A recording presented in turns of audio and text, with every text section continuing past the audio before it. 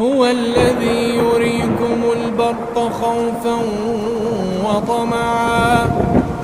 هو الذي يريكم البرق خوفا وطمعا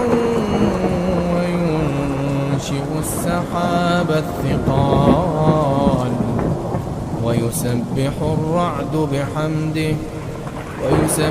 الرعد بحمده والملائكة من خيفته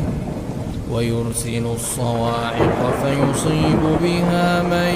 يشاء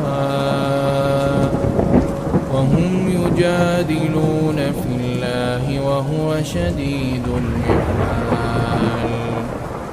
له دعوة الحق والذين يدعون من دونه لا يستجيبون لهم بشيء إلا كباسط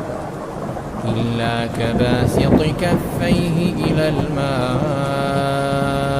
ليبلغ فاه وما هو ببالغه وما دعاء